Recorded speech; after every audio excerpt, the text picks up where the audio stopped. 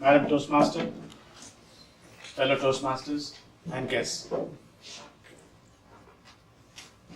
Success and failure, both are part of life.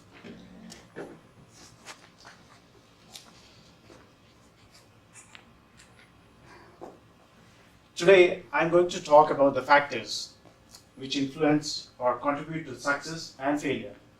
It is very interesting to know that the same factors which contribute to success can also contribute to the failure. So let's begin with the first factor, that's belief.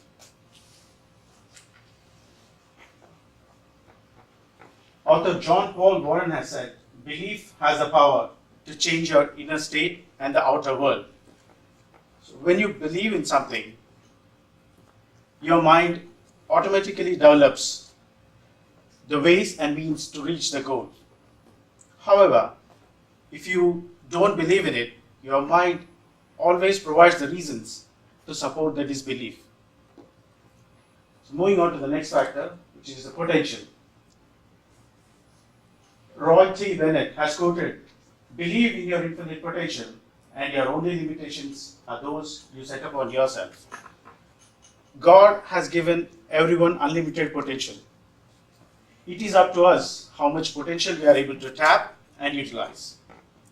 Moving on to the third factor, which is the actions. Artist Picasso has said, action is the foundational key to success. Actions are directly proportional to the results. So the more action we take, the better results we get. The final one is the results. And results are the byproducts of our actions. This was said by the famous Toastmaster Mac. That's myself. I couldn't find a better quote, so I made one myself. Now, we'll see how these factors interrelate to each other in the success and the failure cycle.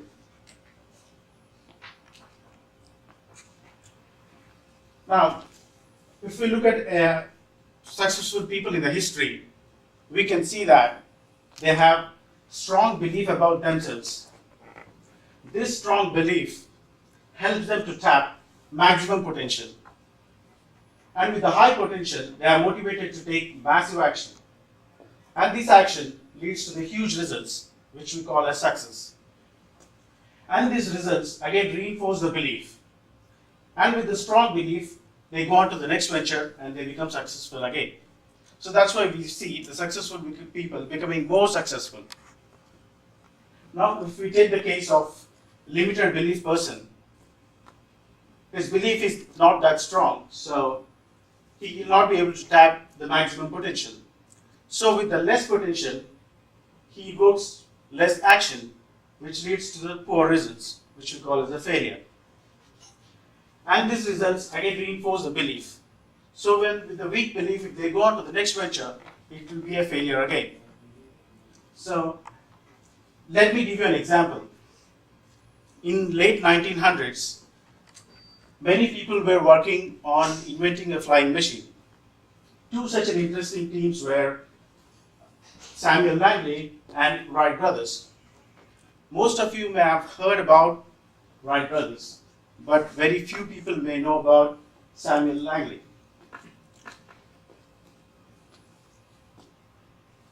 Samuel is an astronomer and a pioneer of aviation. He is an inventor of bolometer, and he has also worked at Harvard. So he knew all the great people at that time.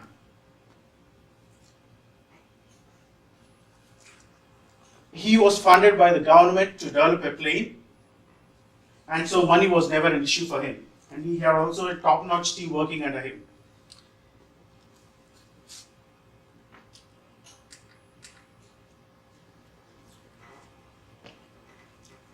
There was a lot of press following for Samuel, and he was a poster boy of the movement. So he was expected to develop the plane first. On the other hand, we have Wright brothers. These people neither had a college education nor they did not have enough money. They were running a printing press and they were bicycle retailers.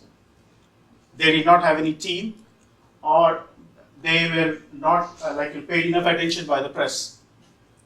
but they were the first to develop the plane. Given the resources, Samuel had very high chances of inventing the flying machine. But something was fundamentally wrong. Samuel was driven by the fame and the riches. He wanted to achieve a discovery on par with Alexander Graham Bell and Thomas Alva Edison. He was powered by the external desire rather than the internal belief. So this limited belief led him to tap minimum potential, which involved less action and led to the poor results. Now, Wright brothers believed in the idea of human flight so strong that they were able to tap maximum potential, and they were motivated to take massive action, which led to the huge results. So, my friends, if you want to be successful in the life, you must start by believing in yourself. When you believe in yourself, what you realize is you become more powerful than the circumstances.